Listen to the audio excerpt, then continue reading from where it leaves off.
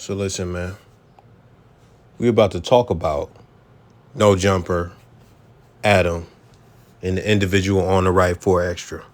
But just to give you a smidget of context, we're gonna play a little bit over a minute worth of clips. I was just there for a violation. So boom, they send me straight to the county jail. Boom, I get straight to the county jail. Boom, I go through processing. I bang on niggas, boop, bop, boop, bop. Ask the niggas where they from, pop. We get in the showers. I see another nigga with some shit on him. I see a op off the back. I see him. I'm like, where you from? I'm like, oh, nigga, on Vernon Avenue, we about to get in. So not an op you already knew, just someone. Off the back. But you never seen him before in your life. Oh, yeah, no, off the back, no. But as soon as I see his tattoos, where you from? I'm 40 quick about to get on Vernon Avenue. So boom, we naked though. We naked, ass so naked in the shower. On 40 quick, I was just talking to my homie the other day about this. We naked in the shower though. You know, cause you know, in a long shower, when you get processed in, they take all your clothes off you, they put them in the thing, then they put you in this long ass shower. Right. So y'all can take showers, then y'all get y'all clothes and you go around. Okay. So we in a long shower, we ass so naked, dead homies immediately. There's not like a rule against fighting while you're naked? Man, that's some West Side photos that get right up on him. Boom, bam on the dead homies. I'll whoop him, knock him out naked, dead homies. Off the back. It don't matter where you at in that motherfucker. Off the back, I'm getting cracking. I know you're not as tough as a UFC fighter, so imagine how bad they would be. You mean they ain't tough? What the you mean? They're not as tough as me. What's wrong with you? What? What the wrong with you? Okay, all right. You're not a Brock Lesnar. Man. I'm sorry. So we're not gonna get too deep on him, but to a certain extent, we're gonna get deep as far as people like him. But first, we gotta get to Adam, and we gotta get this out the way. I got several videos from the past about Adam and stuff like that, and I'm gonna try and lay it out real simple. Adam is a tremendous culture vulture. He is quite possibly the biggest on-screen culture vulture in history. I haven't seen anybody, as far as a media personality associated with hip hop, exploit black people and just all of this culture that we have more than him. People be mad at Leor Cohen. Leor Cohen done made more money than Adam, but man, Adam is really doing some nasty, nasty work. And guess what? He's on screen more than Leor Cohen. So when we talk about on-screen personalities, he's the one. I'm not about to go super deep, but listen, he is somebody that doesn't come from the culture. If you really just pay attention and you see the people he brought on before that was his BMX friends and stuff like that, and how the No Jumper channel started, and like the whole vibe of it, fucking with SoundCloud, weirdo rappers and all that shit, like he was never like no type of gangster white dude. He was never no type of hood white dude. He was never rocking out in the hood or nothing like that. He was never heavily associated with a ton of black people until he decided it was time to profit from hip hop. Until he decided it was time to profit from hip hop, that's when he surrounded himself.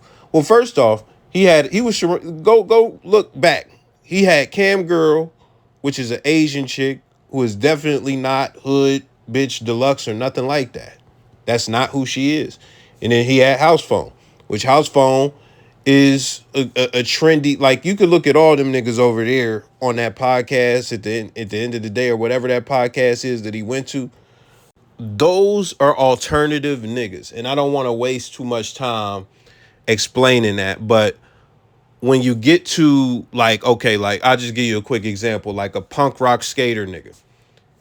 He may be from the hood. He may grew up in the same places, like all the treacherous shit. He may be from the trenches and stuff like that. But as far as what he aligns with culturally, how he dresses and things like that, he has chose to subscribe to something different than what's typical in the hood. So alternative nigga. But even then, House Phone was the only one of those over there. I don't remember a plethora of niggas. He scooped up AD and shit like that. But I'm pretty sure he scooped up AD after the show got robbed twice. After the No Jumper spot got robbed twice. That's when he got AD over there, T-Rail over there. And guess what, man? It became the fucking Super Crip network overnight.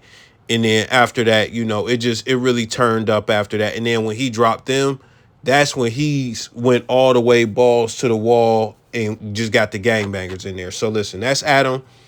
Super exploitative, like he's a super exploiter. Period, point blank. Culture vulture. Let's get that out the way. Now, let's talk about No Jumper and what I don't like about No Jumper in reference to people like 4Extra. What No Jumper does is they take their platform, which is you got to remember how this platform was built. It started off as some BMX. Let me show y'all doing tricks and shit. That's what it was. That's what he was doing with the channel. He was just, fucking white women doing BMX shit at skate parks and just looking like a grungy old motherfucker hanging out with some young people. And he was bald as fuck. He decided to start doing podcasts and interviewing underground SoundCloud artists like XXXTentacion and some other motherfuckers like, so boom, he was doing that.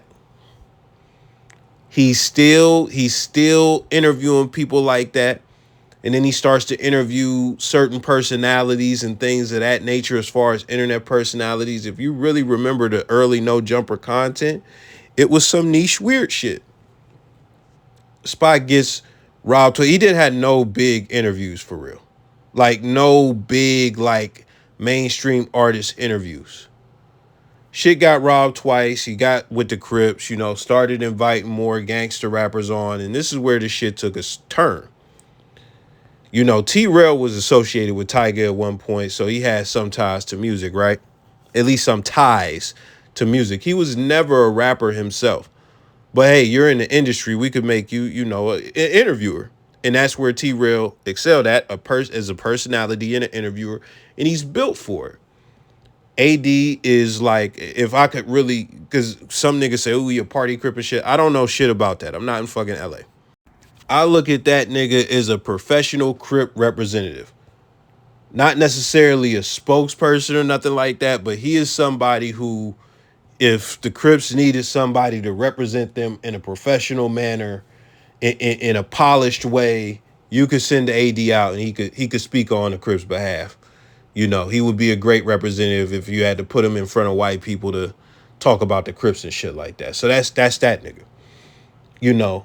And granted, both of them niggas could turn up. They done showed they could turn up, and they got real gang ties. So that's what it is. But both of them seem like cool niggas. They both seem like cool niggas. AD raps. Let's get that out the way. That's one thing. AD at least rap. When niggas had Milk 74 on there, Milk 74 is a white Hoover Crip. He's a white Hoover Crip. You look at him and you think, oh, this is a trailer park. He's really from the trenches. He's really a gangbanger. He's certified. But, since he's white and Adam can, relate to his whiteness, I guess he thought that was, some safe shit. So that's the first non-music making motherfucker I can recall that was a gangbanger that he had up there. Long story short, this is what No Jumper does. They have become a gangbang drama platform. A gangbang drama platform. They will have motherfuckers up there who don't even rap, who never spit a fucking bar ever. And make them, because you might be famous out there, or you might be popular out there for your cripping or whatever the fuck you got going on. But what No Jumper is, it's a national/global platform. He takes these local niggas that gangbang and commit crimes and things of that nature and puts them on his platform for a good interview.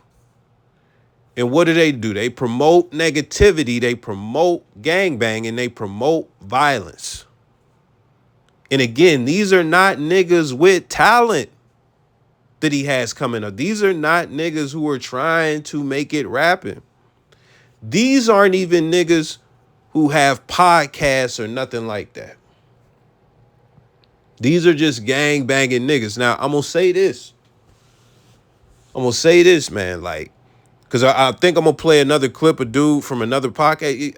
other podcasts who have these gangbangers on, they have to be held accountable to some degree as well. I keep it real. Even outside of the gang, man, I just don't like certain shit, bro. I'm not gonna lie, bro.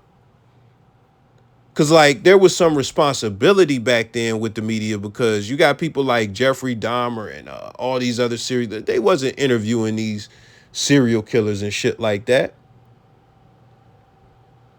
They let them motherfuckers rot in jail and they might make a movie or a documentary about them and all that shit and just let them rot. Now, when you look at certain shit, like what's that joint with the cocaine cowboys and stuff like that? Yeah, they'll interview the people who was alive and stuff like that, some of the hitmen and stuff like that. And that's their only chance to shine and stuff like that. But at least there's a bigger context to it. There's a bigger context to where it's not revolved around this one hitman. The whole story is not revolved around this one. You talking to the cops, just like they did with the mafia documentaries. They talking like the New York mob shit that just got on Netflix like 2 years ago with all the recorded tapes and stuff. They talk to the CIA. They talk to all the FBI, all that stuff, the local law enforcement. They talk to them and they talk to the gangsters who lived through it and stuff like that, et cetera, et cetera. But what I don't like, and this is me personally, I don't like, and 4Extra ain't even this bad, what I'm about to say. I don't like when these motherfuckers interview killers for no reason, just because it's some shit to do, just because it's gonna get clicks. Like it's a bunch of networks and stuff like that that interview this one hitman who done did X amount of hits or whatever, and he out, you know, Vlad and all these people that interview like, you know, certain mobsters who be doing hits and stuff like that. And you know, it's like, why are you platforming these individuals, bruh? I don't care how interesting the shit is, bruh. Why are you platforming these, bruh? And they talking with big old smiles about how they was killing motherfuckers. And they get paid for it. That shit is crazy to me. And I think it's irresponsible to some degree. It's definitely some evil shit if you ask me. Now, when we get specific and go back to No Jumper interviewed Pop Smoke's killer just because he was Pop Smoke's killer, bruh. They didn't interview him for no other reason. Even academics, who has got way more scrutiny than Adam for the whole Warren Chirac thing, he came out and talked about how it was unethical. It was unethical to be interviewing a killer just because he was a killer and it's somebody who did something recent, like a recent murder. The nastiest shit to me is that a nigga like, what's the boy name? Motherfucking Rowdy Rebel. Like, Pop Smokes wasn't like his right-hand man or no shit like that, but he knew Pop Smoke. Like, you go out there and you bless the same platform, the killer, with an interview? Man, them niggas could suck your, man, what? Anyways, man. That's my gripe with the shit. Now, let's just get to 4Extra and shit like that. And this is not even going to be just about 4Extra, because I done seen a Crip on TikTok and all types of shit, man. Listen, man, I don't know, dude. I'm not super familiar with his content and stuff like that, but I seen 1,000 clips. So this is the thing. I don't think he does content on his own. I don't think he has his own YouTube channel or nothing like that. I haven't seen nothing like that. But when he get on this No Jumper shit, all he does is talk about the gangster shit that he done did, the squabbles, the beat ups, why niggas gave him life in prison, why if you a non-affiliate, you can't get no pass when you in jail and shit like that, and he gonna be right on your bumper and shit. Now listen, Flacco did a video on him and shit like that. It looked like, you know, he pressing Flacco for some bread over the video. Now, I'm not going to be the one to say nothing too hardcore, but you can read between the lines on that. You can read between the lines on that. So that's also not a good character trait to be having and stuff like that. You know, I done seen videos of him like donating turkeys and stuff like that, but this be the thing, man. This be the thing that really get me about this shit, and this is some real shit. And this is going to go deeper than just him. Because again, like I mentioned, I seen a Crip on TikTok. He just be going crazy. And that nigga like 50 something. Listen. LA Jed, like, LA prison, they don't got a good grip on what they doing over there. They don't got a good grip on what they doing over there. They not managing the shit the way it should be managed. Especially county, because that's where a lot of shit happen. And the reason I say that is because all that do when these gangbangers get thrown into the county, jail anywhere, prison anywhere, and even a county in some place, it's just gladiator camp. In most major cities, it's gladiator camp when you go to prison or when you go to the county in some cases. And all that do is harden these motherfuckers. But guess what? If you are in a gang banging LA prison, all that's going to do, like, bruh, think about what these motherfuckers be talking about, man. You got to catch 20 fades and shit like that. I got to keep it a beam, man. Like, you know, you look at somebody like Hit Boy Dad, or the older Crip that was, not older Crip, but the Blood, who was he not one of the founders enough, but he like really old, like he in his 50s or possibly 60s. He was talking about Whack 100 and how Whack 100 can't go to no hood days and stuff like that. I can't remember his name, man. But when you look at people like that, they still programmed. Like, they still, like, you know, they might not be running around doing no crazy shit, but it's like the gang banging is so ingrained in these niggas. And a big part of that is because of what they went through in prison, bruh. Like, when you got to catch 20 fades in a row, and then, like, okay, you done caught your 20 fades. Now somebody else from the opposing gang, they come into the jail new, and you a part of, like, 80 other niggas 20 fades. Like, you one of the people in line to catch the fade with one guy. Like, that shit is programming, bro. It's programming. And this is the thing. This is the big point. And you could say this for prisons everywhere. Like, they not really reforming most people. Now, granted, people have their own will. They have their own shit going on. They gonna do what they gonna do, man. Listen. This shit is turning some of these people into worse people. It's perpetuating some of the shit that got them in there. And the issue with that, this is the main issue with that, and I can't say this for 4 Extra because I don't know what he got going on. I don't know what he doing out there. But listen, all it's doing is putting even worse people back into society when they get out. These motherfuckers get out for, they not trying to work at Walgreens. They not trying to, you know, do Uber Eats. And even then, like, certain nigga, you got all these face tattoos, you all swollen, bro. You about to intimidate anybody to see you. Your whole energy is intimidation because that's what you've been conditioned to be on at Gladiator Camp for the past 5, 10, 15, 20, 25, 30 years.